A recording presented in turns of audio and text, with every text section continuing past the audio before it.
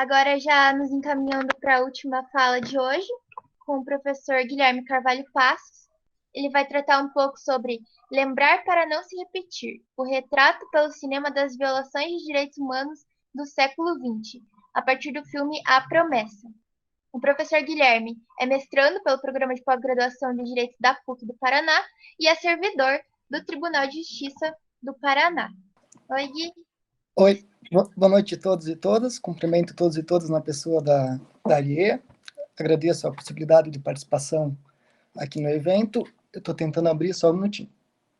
Eu vou falar sobre o filme A Promessa, que é um filme que tem no Netflix, que ele retrata uma situação que ocorreu durante a Primeira Guerra Mundial, na região que atualmente é a Turquia. O filme mostra aqui a história do filme é sobre um triângulo amoroso, né, entre o Michel, que é esse personagem aqui da direita, que é um estudante de medicina. Ele era de um vilarejo onde viviam muitos armênios, e ele foi para Constantinopla estudar medicina.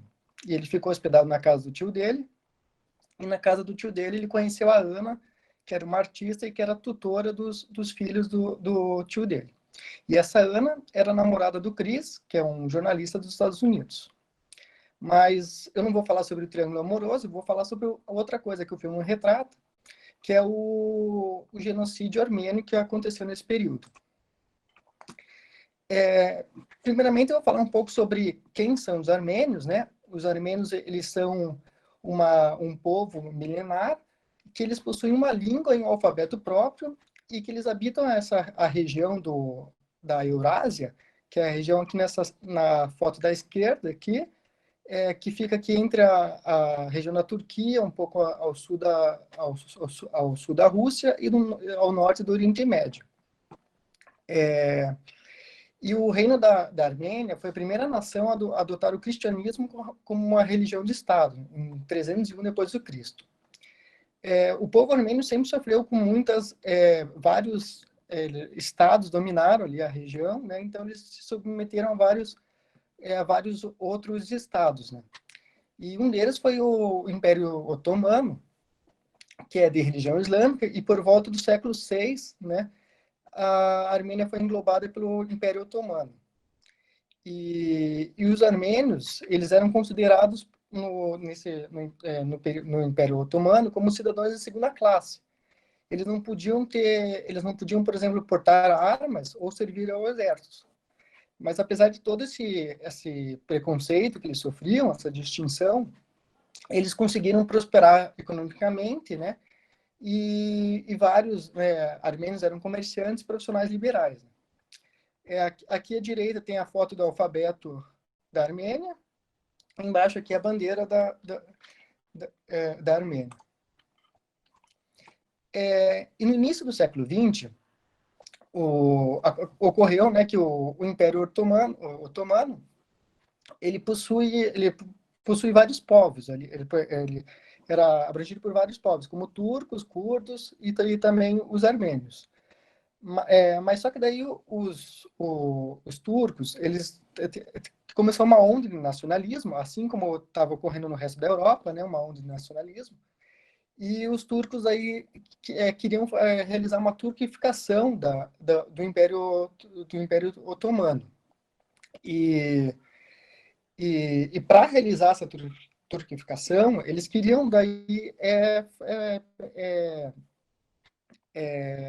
deixar que o território do Império Otomano fosse apenas dos turcos, né? Então queriam tirar os outros povos que ali existiam. E durante a Primeira Guerra Mundial, os armênios que tinham a idade para combater, eles foram convocados pelo Império Otomano, só que, na verdade, eles não foram convocados para lutar no exército, eles foram convocados para realizar trabalhos sob condições climáticas bem rigorosas, né, como em deserto ou em meio à neve, e para construir estradas, construir pontes em lugares bem isolados. E também não era dado uma alimentação adequada para eles.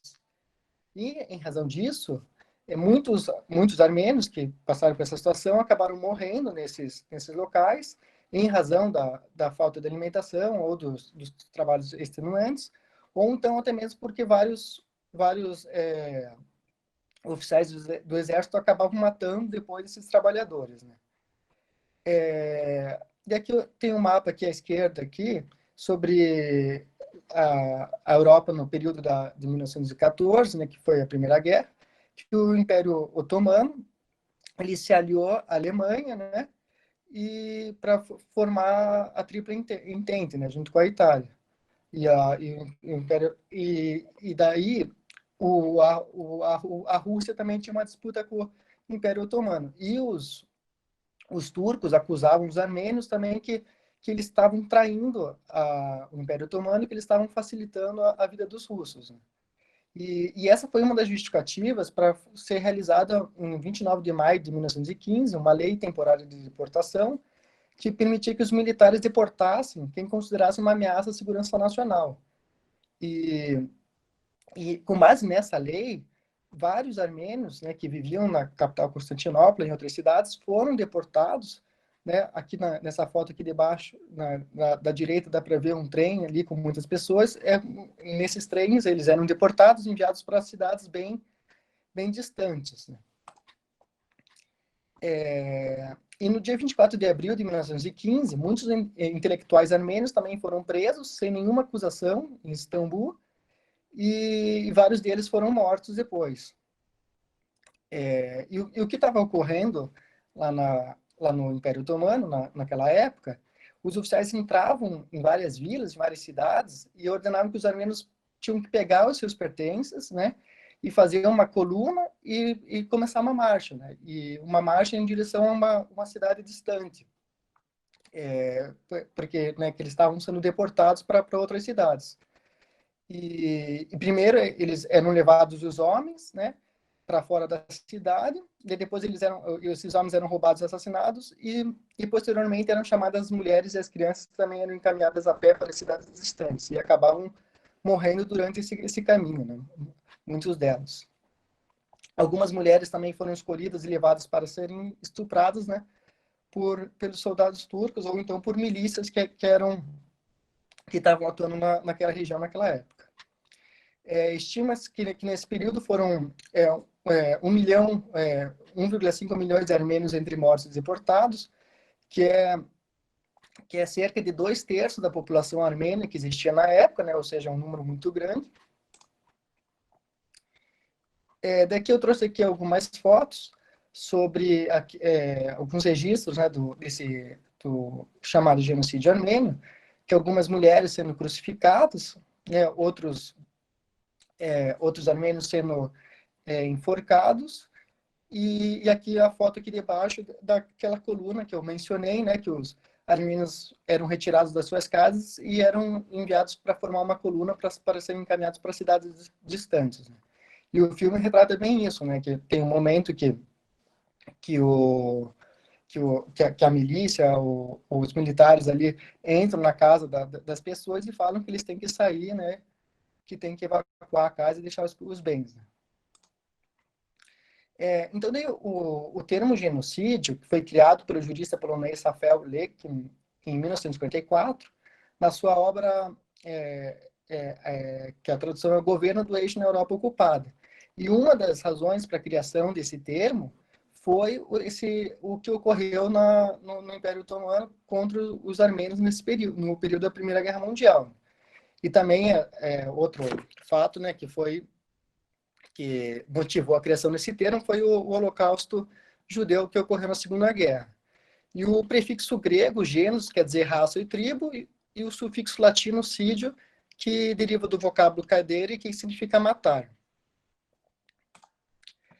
Em 1948, foi realizada a Convenção de Prevenção e Repreensão do Crime de Genocídio, e daí foi feito um acordo, né, um tratado internacional que foi promulgado no Brasil pelo decreto número 30.822 de 1952.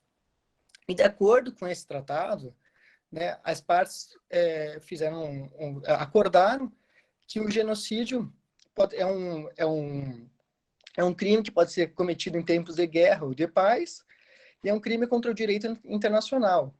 E as partes acordantes se comprometeram a prevenir e a punir esse tipo de crime. Né? E o que é o genocídio? Né? O genocídio é definido nessa convenção, e segundo essa convenção, o genocídio seria um delito, um dessas condutas previstas no artigo 2 de A até a E, sendo que tem que ter um elemento subjetivo especial, que é a intenção de destruir no todo ou em parte um grupo nacional, étnico, racial ou religioso. A partir de quais condutas? A partir de ou matar um membro de um grupo, ou causar lesão grave à integridade física ou mental de membro do grupo, submeter intencionalmente o grupo à condição de existência capaz de ocasionar-lhe a destruição física, total ou parcial, ou adotar medidas destinadas a impedir o nascimento no seio de um grupo. Por exemplo, se tem um povo dentro de um país e daí decidem que daí todas as mulheres desse povo precisam ser esterilizadas, né, para não poderem ter filho. Isso pode ser caracterizado como um crime de genocídio, porque está sendo adotada uma medida, né, para impedir nascimentos no seio do grupo. Outra conduta também é efetuar a transferência forçada de crianças do grupo para outro grupo. O crime de genocídio atualmente pode ser julgado pelo Tribunal Penal Internacional, que é derivado do Estatuto de Roma, né, que é um tratado que foi realizado no dia 17 de julho de 98, e o Tribunal Penal Internacional é localizado na Holanda, em Haia, e é um tribunal onde são julgadas pessoas que cometem indivíduos, né, que praticaram crime de genocídio, crime contra a humanidade, crime de guerra ou crime de agressão. E as penas que podem ser aplicadas são penas de prisão por até 30 anos ou até mesmo a prisão perpétua. No Brasil, também, a lei número 2.889, de 56, definiu o crime de genocídio, e a partir do disposto na convenção, né, é a mesma redação, e também consta que também é crime incitar direta e publicamente alguém que cometer qualquer dos crimes que trata o artigo 1º, né? Ou seja, se alguém incitar publicamente a prática de alguma das condutas de genocídio, também está praticando um delito.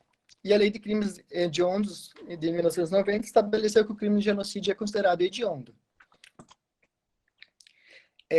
Outro fato que eu achei interessante mostrar aqui é que o genocídio é uma hipótese de extraterritorialidade da lei brasileira, porque se um genocídio for praticado fora do Brasil, mas o agente for brasileiro ou domiciliado no Brasil, ele vai ficar sujeito à lei brasileira. Ele poderá ser julgado no Brasil e punido aqui, inclusive se ele tiver sido absolvido ou condenado no estrangeiro.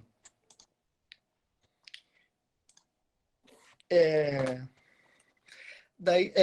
9 de dezembro de 2020, é o Dia Internacional, 9 de dezembro, é o Dia Internacional para a comemoração da dignidade das vítimas de crime de genocídio e da prevenção desse crime. E eu trouxe aqui uma frase que eu achei interessante, da dama Jane Jane, que é assessora especial da ONU sobre a prevenção do genocídio. Ele fala que lembrar dos eventos do passado e prestar um tributo àqueles que pereceram deve fortalecer nossa resolução de prevenir que esses eventos não voltem a se repetir. Faltou um, perdão. Temos a responsabilidade coletiva de prevenir o genocídio e, ao comemorar as vítimas do crime de genocídio, podemos dignificá-las e mostrar que não somos indiferentes, que nos importamos com o que aconteceu com elas e nunca as esqueceremos.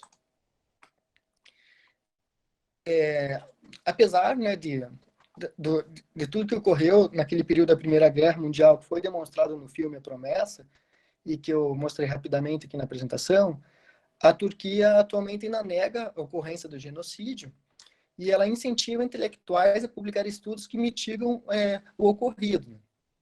E o país também faz lobbying em diversas universidades estrangeiras para que os historiadores e cientistas sociais corroborem com a sua argumentação. Segundo é contido no Ministério das Relações Exteriores do governo da Turquia, na verdade, o que ocorreu é que os armênios que estavam vivendo perto de locais militarmente estratégicos deveriam ser realocados para outras áreas, longe da zona de guerra. Outro argumento que eles se utilizam é que as mortes de armênios no leste da Anatólia, em 1915, ocorreram depois que alguns nacionalistas armênios se aliaram aos invasores russos e se revoltaram contra o exército otomano.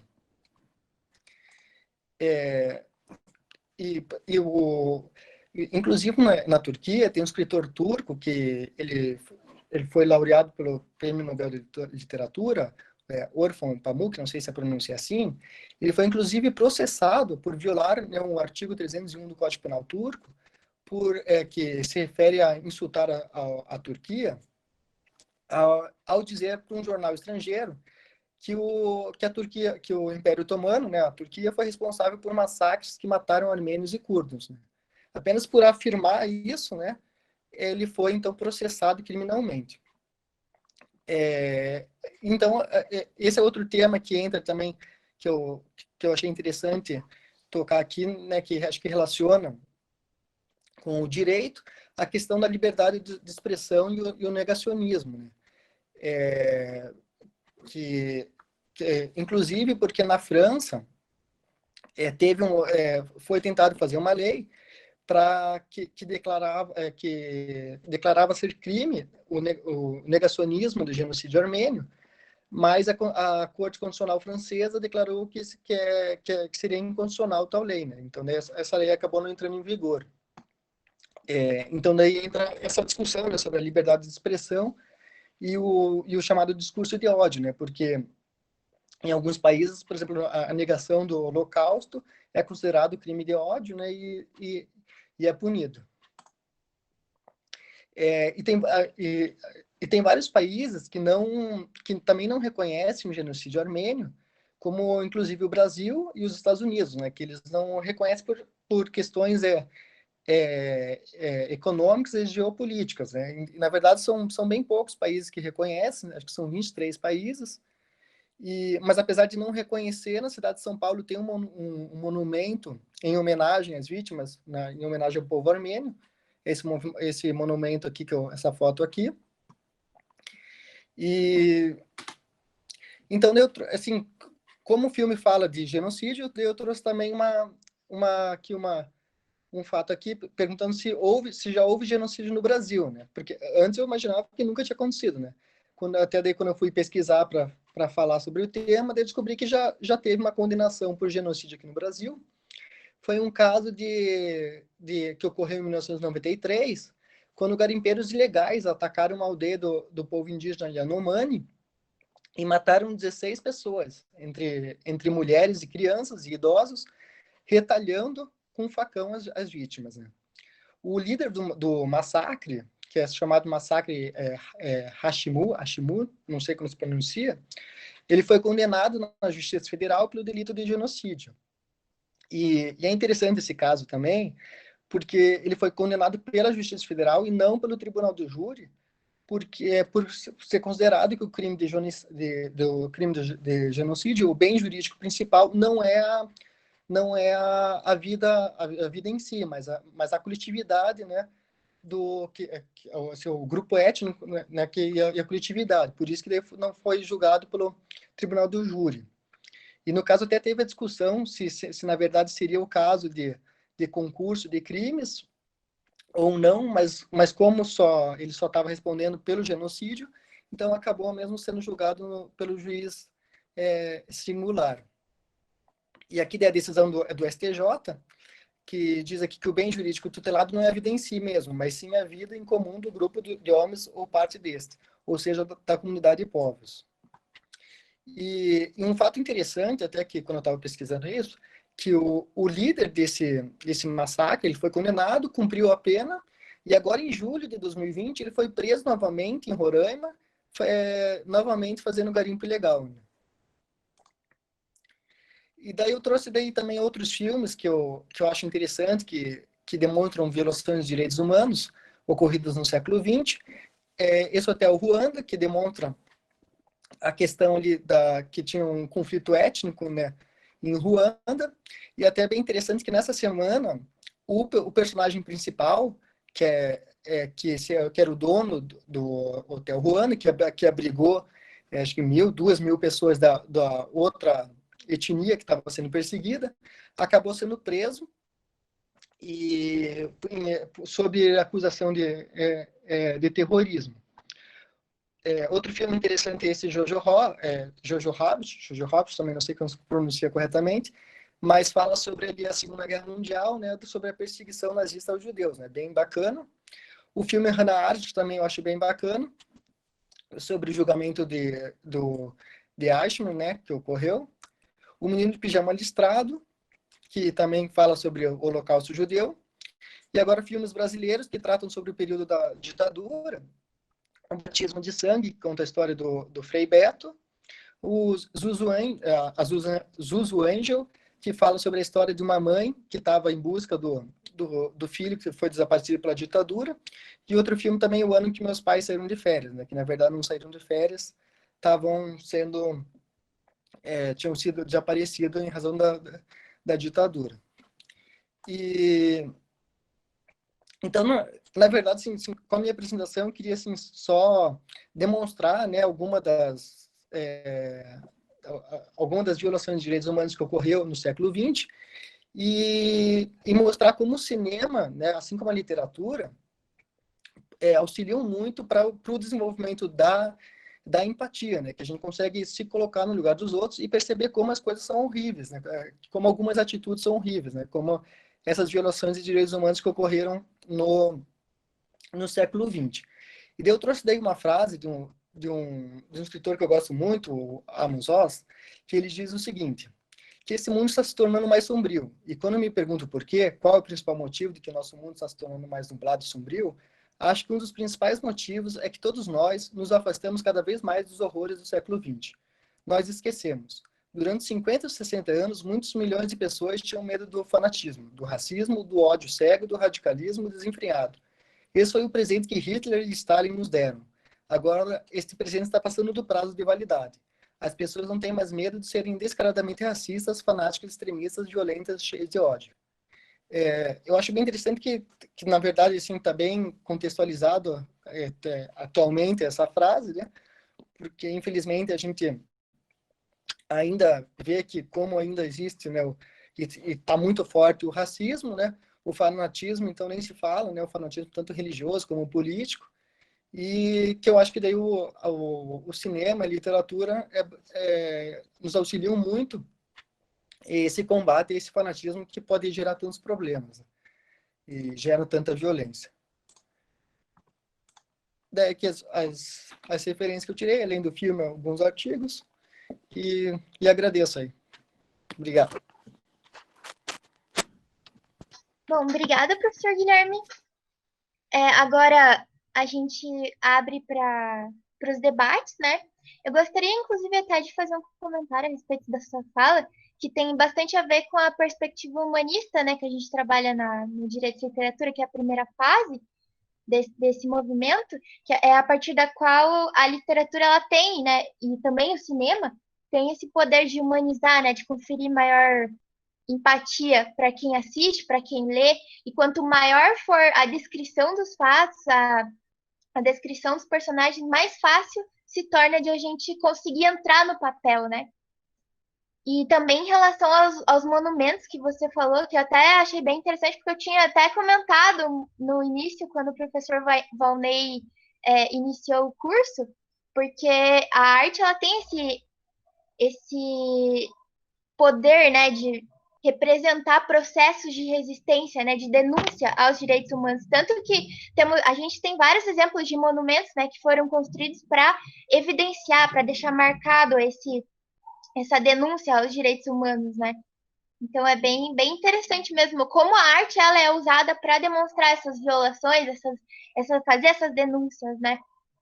Só uma coisa só que eu queria fazer uma parte, é que uma coisa bem importante, assim, né, que o genocídio armênio foi praticado, né, pelo ali o Império Turco Otomano, Mas, e nessa última semana, teve o filho de do nosso presidente, o Eduardo Bolsonaro, fez uma publicação recomendando o filme da Promessa, informando que foi o primeiro genocídio que ocorreu no século XX e tal. E a própria comunidade armênia, né, depois fez em vários sites, né, repudiou, assim, né, disse ser estranho, né, o filho do presidente recomendar, não sei o que, e falou que, na verdade, é muito oportunismo, né, que ele quis, na verdade, o Eduardo Bolsonaro falar que foi o primeiro genocídio que foi praticado contra cristãos, etc., e, na verdade, mais no intuito de gerar um extremismo, né, e que é o que a gente tem que combater, porque, na verdade, não foi praticado, o extremismo não é só dos muçulmanos, acontece de todos os lados, né, então, só para pontuar bem, assim, que o fanatismo ocorre de todos os lados, assim. Sim. Bom, eu vou disponibilizar agora o link para fins de certificação, tá? Mas gostaria de ouvir as manifestações de vocês também. Se alguém tiver alguma contribuição, pode ficar à vontade. Fique à vontade. Eu vou começar. Primeiro, parabéns aos colegas, eu vi excelentes explanações. Gostei muito do começo ao fim. Dois grandes amigos meus, um começou e outro terminou, fiquei feliz. Achei que muitos aspectos chamaram a minha atenção. Na primeira palestra de abertura do Valnei, eu achei bem incrível os detalhes, a riqueza de detalhes que ele traz a respeito das cenas, a parte da galinha, a delicadeza que mostra da parte da entonação, da importância do audiovisual mesmo, e toda essa questão. Eu não tinha reparado, ainda vi Cidade de Deus faz 2 semanas, e não tinha me atentado a esses detalhes. É muito bacana a gente poder casar isso com o direito. Eu gostei muito, achei muito rica. A Tailane também trouxe uma contribuição muito legal a respeito de vários filmes, e o que mais me chamou a atenção é Um Homem Não Tão Frágil. Eu gosto muito desse filme, porque, em que pese ele não tem um recorte da questão racial trabalhada bem nele, mas ele traz muita mensagem subliminar do machismo estruturado, que eu acho muito interessante. Desde a cena que, por exemplo, quando ela chega na sala de reunião, a mulher, no começo do filme, e ela tem que puxar uma cadeira para ela, porque a reunião não considerava ela como mulher, como única mulher na reunião. Bem como outro ponto que eu acho interessante depois que o mundo inverte e a mulher que até então está fazendo um trabalho que a gente vê mais homens fazendo, que é consertando um trabalho de marceneiro, assim, algo assim. E ela enaltece, nossa, você viu como a Alessandra fala de nós, dos homens, é uma coisa, assim, maravilhosa. Então, também tem um machismo estruturado aí de como assim o homem fala da mulher e isso tem mais destaque. A mulher fala da mulher, né? A mulher tem seu lugar de fala. Então, são sutilezas, são riquezas de detalhes, assim, do começo ao fim, que denotam toda essa estrutura do machismo. Eu acho esse filme muito fantástico, foi muito bom, muito bem lembrado.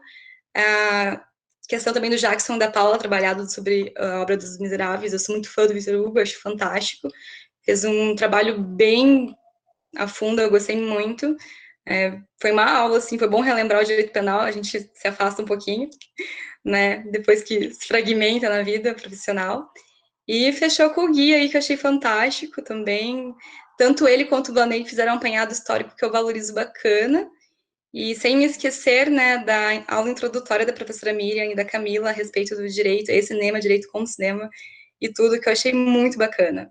Bem, bem esclarecedora. Então, são essas minhas considerações. Obrigada, Ariê.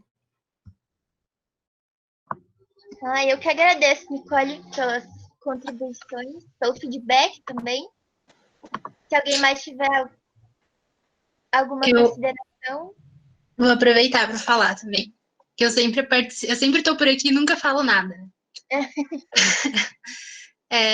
Eu gostei muito de todos, como já foi dito, mas uma coisa que do Eduardo, eu até mandei o link de uma entrevista que eu vi esses dias com a mãe do Marcos.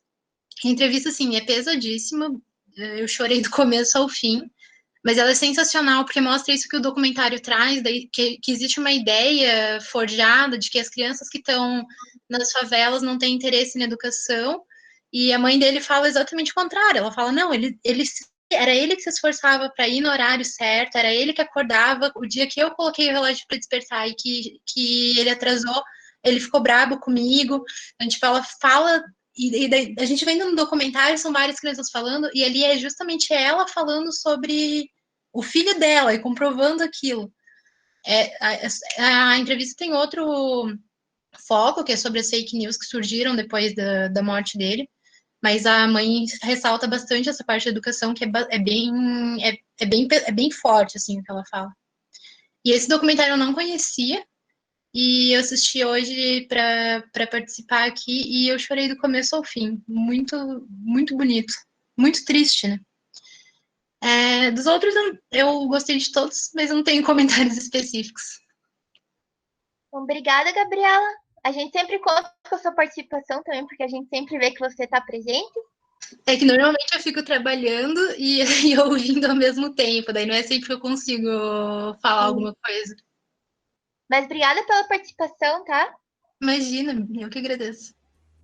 Obrigada pela presença de todos.